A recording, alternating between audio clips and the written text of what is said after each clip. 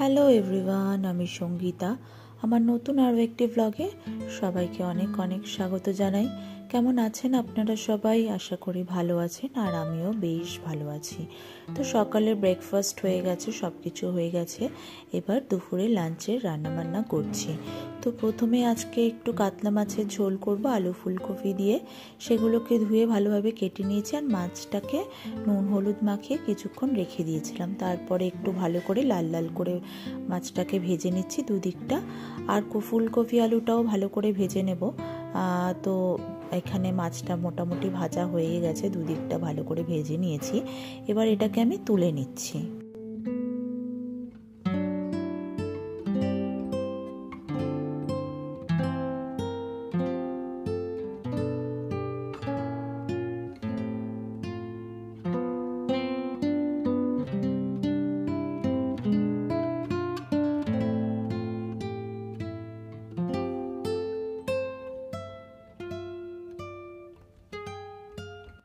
এই তেলের মধ্যেই এবার আলু ফুলকপিটা দিয়ে দিচ্ছি। এবার আলু ফুলকপিটা ভালো মতন ভেজে নেব।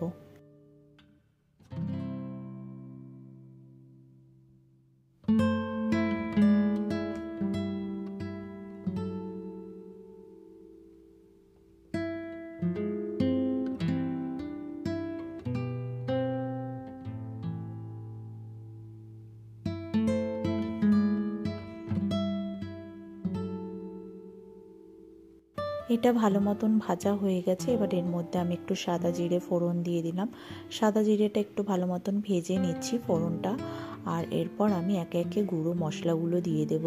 গুঁড়ো মশলার মধ্যে ছিল নুন, হলুদ, যেমন প্রত্যেক দিনের মশলা থাকে, একটু জিরের গুঁড়ো, আর 2 রকমের লঙ্কার গুঁড়ো, আর একটু আদা।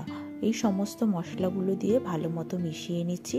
আর মশলাটা যাতে একটু পুড়ে না যায়, তার জন্য সামান্য পরিমাণে একটু জল দিয়ে দিলাম।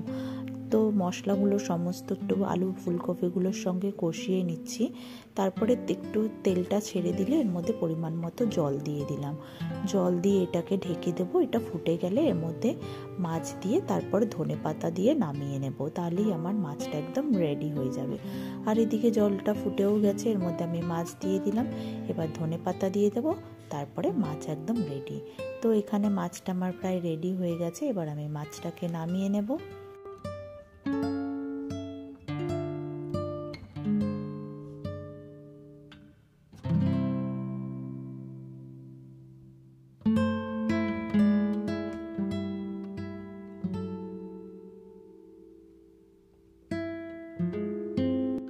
এরপরে এখানে একটু আমি ঢ্যাঁড়স আর আলু কেটে নিয়েছি।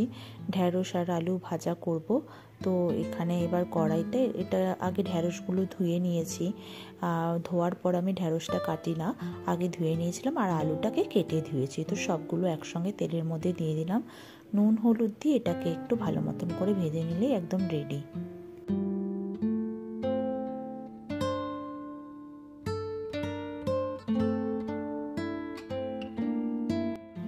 ভাজা দিয়ে খাওয়ার জন্য এখানে আমি একটু ডাল করে নিচ্ছি, আর পেঁয়াজের ডাল বা একটু গরমের দিনে আম ডাল আমার খুব ভালো লাগে খেতে।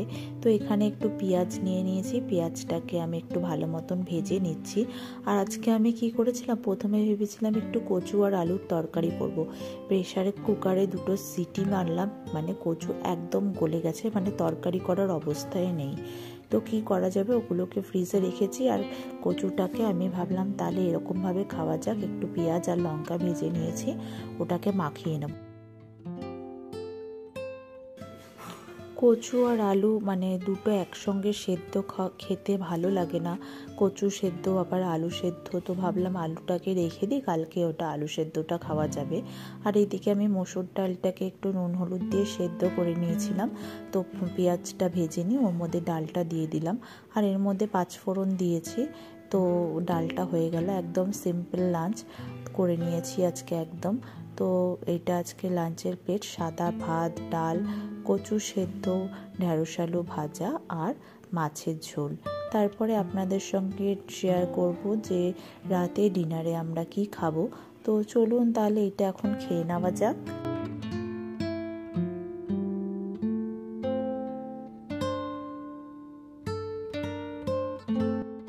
তো এখানে রাতের জন্য খাবার বানাবো। এখানে একটু পেঁয়াজ কেটে নিয়েছি আর আলুও কেটে নিয়েছি।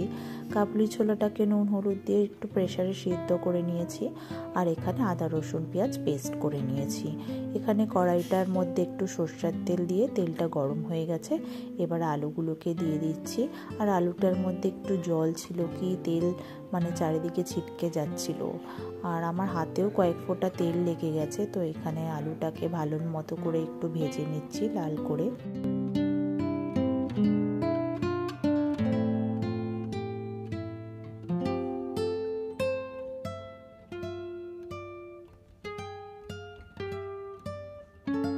তো আলুটা তো ভালো মতো ভাজা হয়ে গেছে। এরপর এর মধ্যে দুটো তেজপাতা দিয়ে এখানে স্লাইস করা পেঁয়াজগুলোকে দিয়ে দিচ্ছি।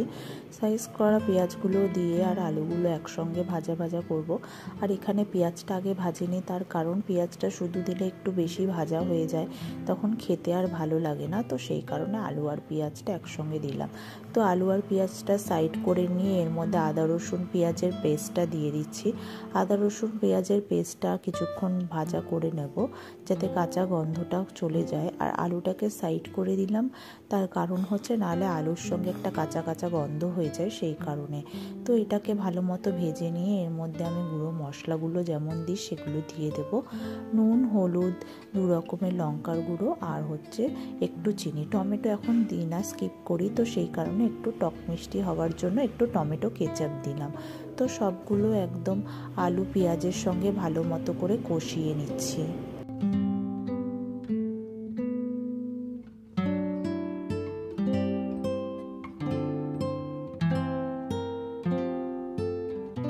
তো এখানে ভালো মতন কষানো হয়ে গেছে আর তেলটাও ছেটে দিয়েছে। এবার এর মধ্যে কাবলি ছোলাটা দিয়ে দিলাম। এবার নাড়াচাড়া করে নিয়ে তারপরে একটুখানি পরিমাণ মতো জল দিয়ে দেব। তারপরে ফুটে গেলেই একদম রেডি। আর নামানোর আগে একটুখানি গরম মশলা দিয়ে নামিয়ে নেব। গরম মশলাটা দিলে মানে ফ্লেভারটা বেশ ভালো আসে। তো একদম রেডি হয়ে যাবে। আর এরপরে আমি একটু ভেজে নেব লুচি। তো এখানে কড়াইতে তেল মানে গরম হয়ে গেছে, তারপরে লুচিগুলো আমি একে একে ভেজে নিচ্ছি। লুচির সঙ্গে ঘুগনি বা আলুর তরকারি, সাদা আলুর তরকারি বেশ ভালো লাগে। আর লুচির সঙ্গে কী না ভালো লাগে, আলুর তরকারি, আলুর দম বা চিকেন। আমার তো চিকেন বেশ ভালো লাগে লুচির সঙ্গে খেতে। আমি ভাত দিয়ে অতটা পছন্দ করি না, যতটা একটু ড্রাই টাইপের হবে, তো ওইটা একটু লুচির সঙ্গে খেতে ভালো লাগে। আর বেশ কয়েকদিন বাদে লুচি মানে খেলাম। লুচি মানে করলে পরে বাড়িতে দুজনেই খুশি হয়, অর্পণও খুশি হয় আর হচ্ছে বাবিও ভীষণ খুশি হয়। এরা রুটি একদম খেতে চায় না, লুচি অথবা পরোটা। কিন্তু লুচি আর পরোটা তো প্রত্যেক দিন খাওয়া ঠিক না, বেশ অনেক দিন বাদে আবার লুচিটা বানালাম। তো লুচিটাকে মানে আটাটাকে ময়দাটাকে মেখে কিছুক্ষণ রেখে দিয়েছিলাম, তাতে ভালো হয়, নরম হয়। আর হচ্ছে একবারে বেলে নিয়ে তারপরে পরপর একদম ভেজে নিয়েছিলাম।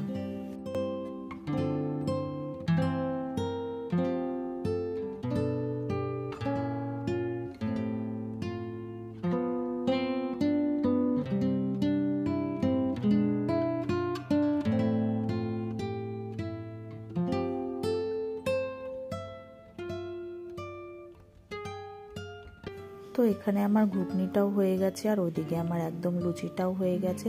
তো গরম গরম ঘুগনি আর লুচি, তো একবার ডিনারের টাইমও হয়ে গেছে। তো প্লেটটা রেডি করে নিই। আজকে একদম ইউজ অ্যান্ড থ্রো প্লেট করছি, মানে প্লেটে সার্ভ করব। তো এখানে প্লেট মানে লুচিগুলোকে রেডি করে নিয়েছি দুটো বাটিতে। যতটা খাওয়া হবে, বাদ বাকিটা হচ্ছে হটপটে রেখে দেব। তো প্লেটটায় আজকে বললাম যেমন use and throw plate use করছি, একটু জলের সমস্যা হচ্ছে, তো প্লেট আর ধোয়ার ঝামেলা রাখিনি। তো সেই কারণে এখানে আমি মানে ইউজ অ্যান্ড থ্রো প্লেটইতে ইউজ করছি। তো এখানে লুচি নিয়ে নিলাম আর দিয়ে দিলাম বাটিতে ঘুগনি আর একটা সন্দেশ। ব্যাস এটাই রাত্রের ডিনার। তো চলুন খেয়ে নেওয়া যাক। আর এখানেই ভিডিওটা শেষ করছি। ভিডিওটি ভালো লেগে থাকলে অবশ্যই জানাবেন। আরও নতুন নতুন ভিডিও দেখার জন্য পেজটিকে ফলো করে দেবেন আর ইউটিউব থেকে দেখে থাকলে সাবস্ক্রাইব করে দেবেন। সবাই ভালো থাকবেন, সুস্থ থাকবেন। পরে আবার দেখা হচ্ছে নতুন একটি ভিডিওর সঙ্গে। ততক্ষণের জন্য সবাইকে জানাই টাটা।